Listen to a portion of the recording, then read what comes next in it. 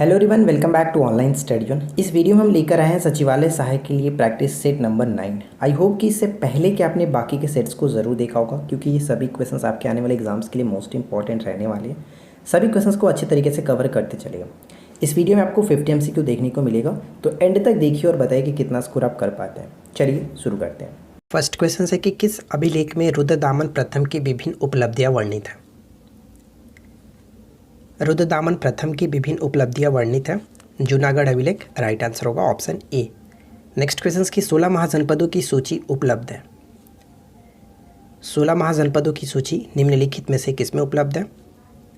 तो अंगुत्तर निकाय यहाँ पे सही आंसर होगा। क्वेश्चन नंबर 3 है कि निम्न में से किस आधार पर उच्च न्यायालय के न्यायाधीश पर महाभियोग लगाया जा सकता है?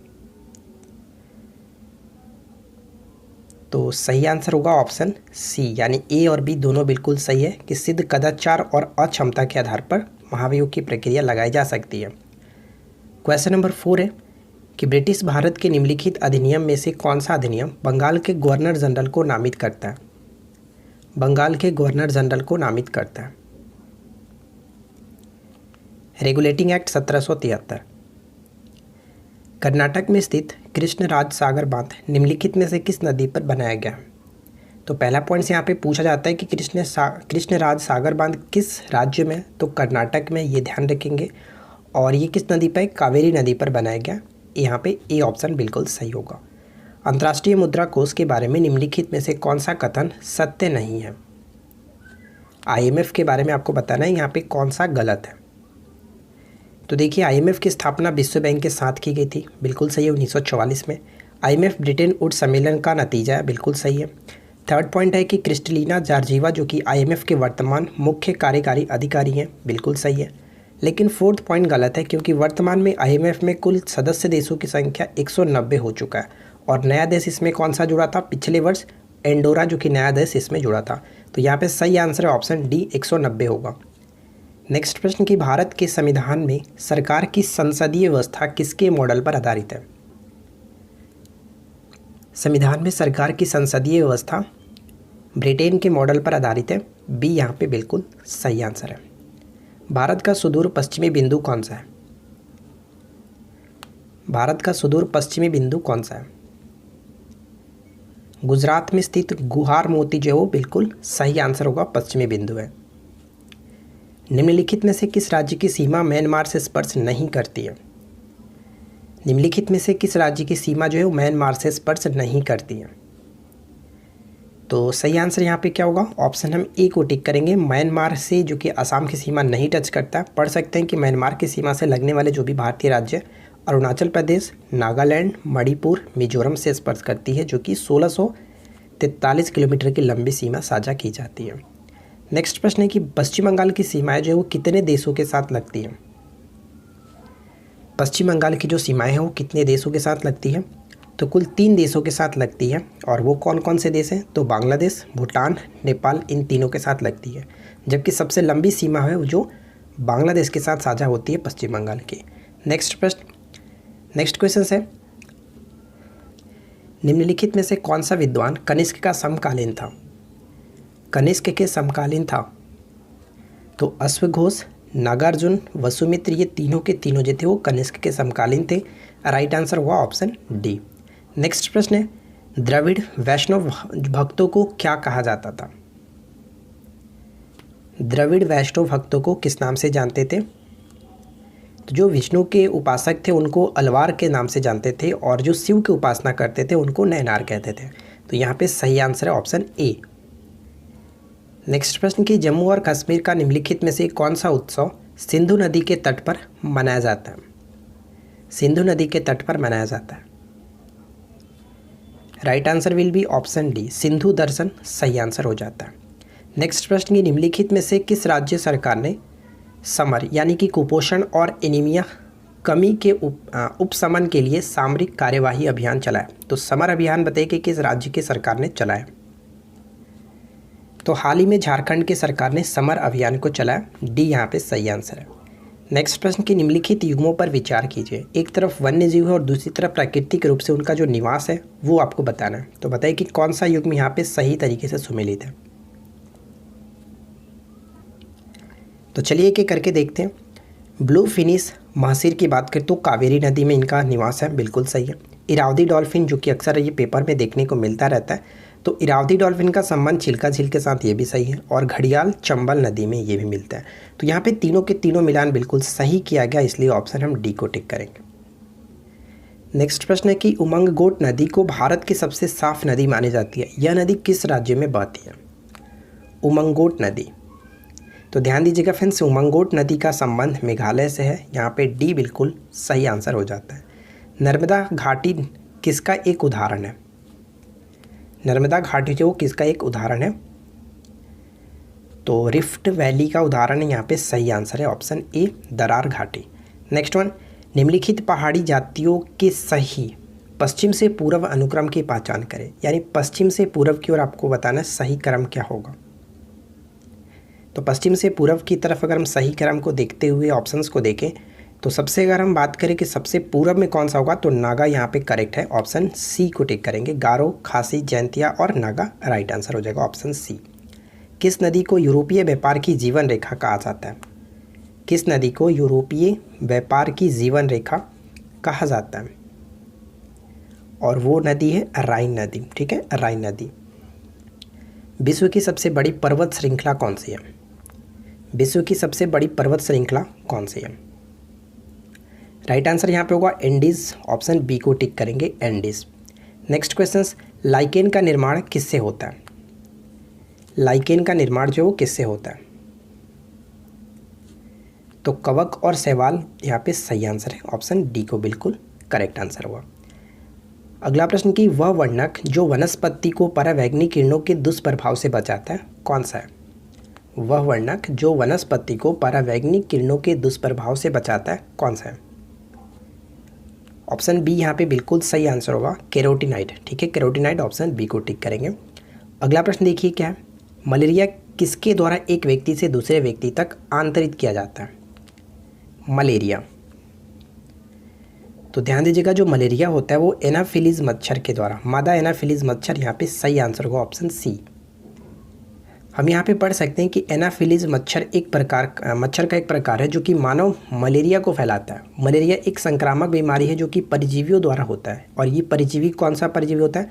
तो इसको भी आपको याद रखना है, प्लाज्मोडियम नामक परजीवी के कारण होता है। ठीक है, चलिए नेक्स्ट प्रश्न क्या है। अगला प्रश्न कह रहा है कि ग्लाइकोजीन जो है, ग्लाइकोजीन स्टार्च और सेल्लोज किसके बहुलक है? ग्लाइकोजीन, स्टार्च एवं जो सेल्लोज हैं वो किसके बहुलक हैं? तो ये सभी ग्लूकोज के बहुलक हैं। बी यहाँ पे बिल्कुल सही आंसर होगा। अगला प्रश्न कि अपशिष्टों में नियंत्रित स्थितियों के अंतर्गत जैविक पदार्थ के जैव अपघटन को क्या कहते हैं? अपशिष्टों में नियंत्रित स्थितियों के अंतर्गत जैविक पदार्थों के जैव अपघटन को किस नाम से जानते हैं? कंपोजिटिंग। ठीक है, कंपोजिटिंग यहाँ पे बिल्कुल सही आंसर है। नेक्स्ट क्वेश्चन है कि निम्नलिखित में से कौन कोलाइड का उदाहरण नहीं है? तो बताइए कि कोलाइड का उदाहरण निम्नलिखित में से कौन नहीं है? तो दूध, गोंद, रक्त ये सभी के सभी कोलाइड के अंतर्गत आता है, जबकि धुआं जो है वो कोलाइड के अंतर्गत नहीं आता, ये निलंबन है। नेक्स्ट प्रश्न, सर्वप्रथम जेनेटिक शब्द का प्रयोग डब्ल्यू वाटसन ने कब किया था? तो ध्यान दीजिएगा, सर्वप्रथम जेनेटिक शब्द का प्रयोग जो किसके द्वारा किया गया था? डब्ल्यू वाटसन के द्वारा किया गया था। कब किया था? 1905 में। सही आंसर है ऑप्शन ए, 1905।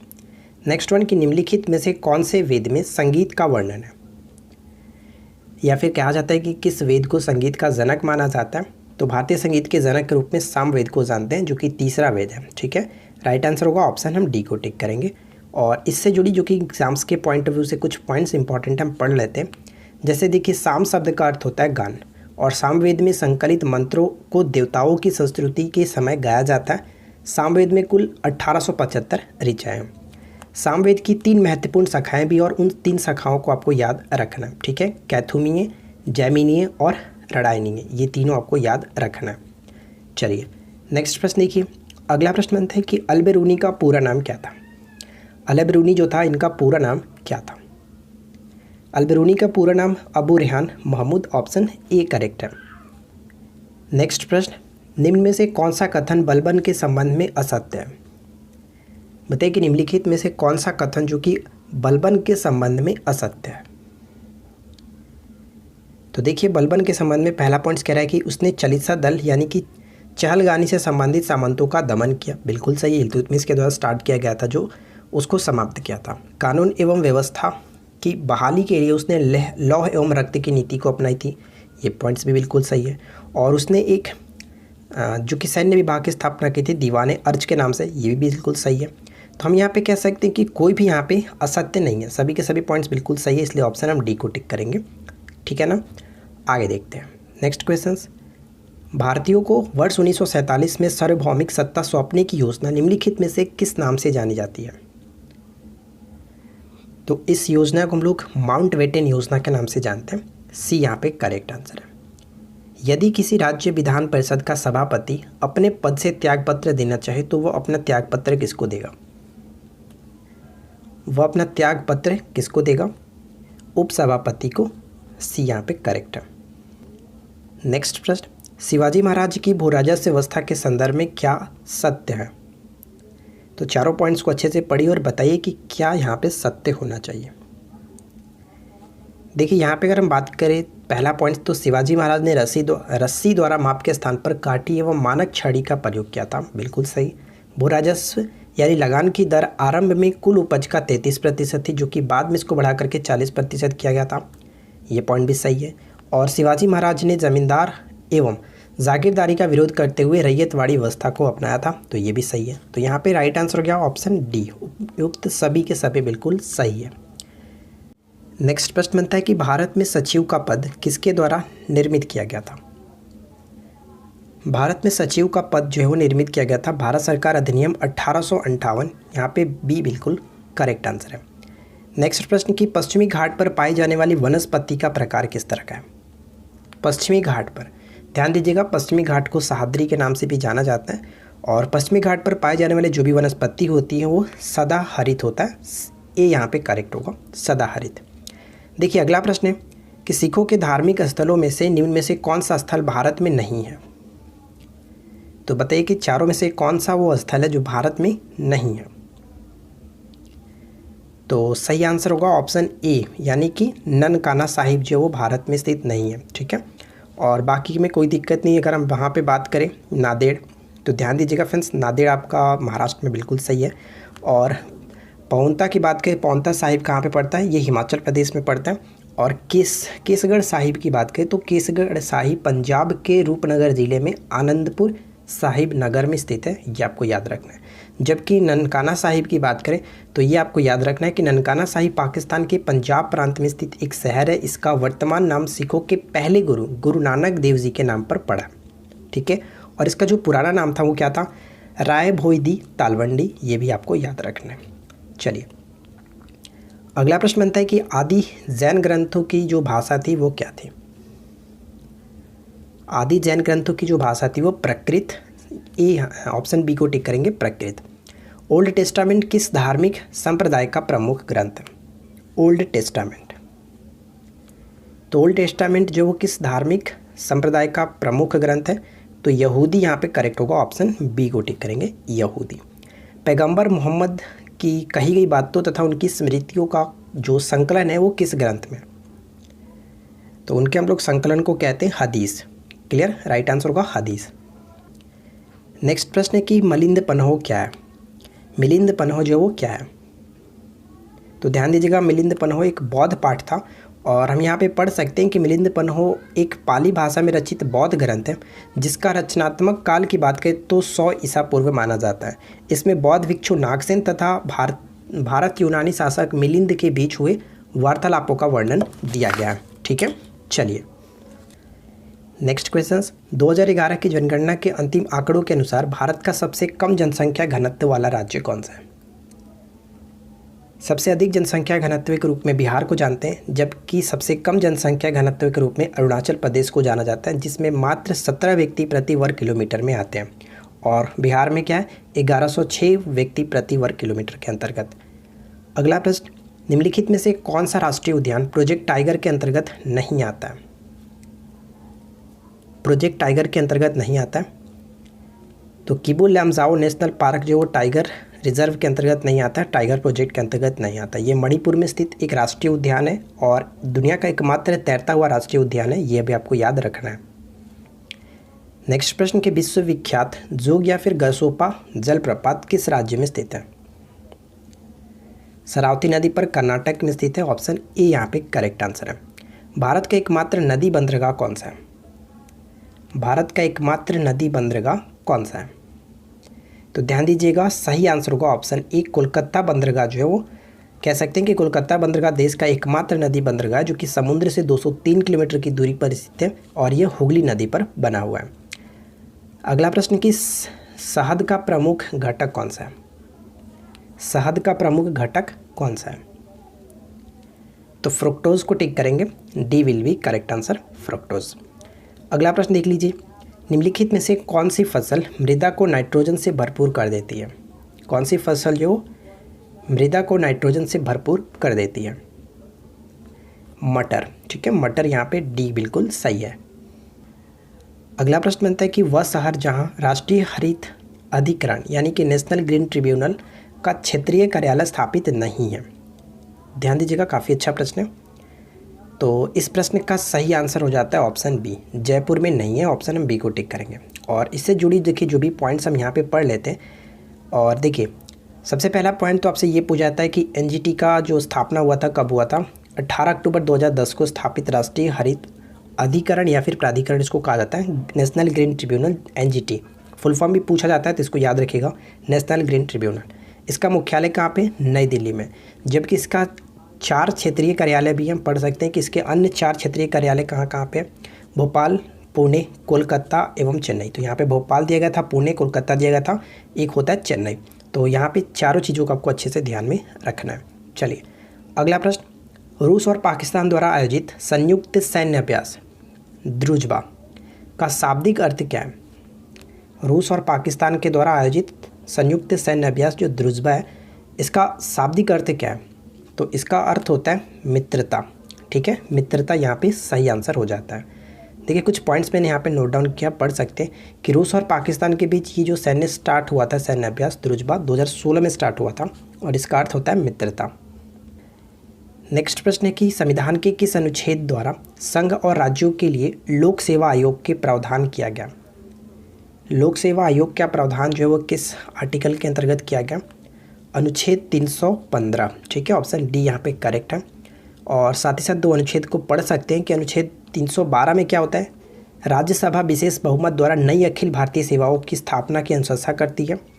और उसी तरह से 315 की बात करें तो संघ एवं राज्यों के लिए एक लोक सेवा आयोग की स्थापना के बारे में बात कही गई है, ठीक है।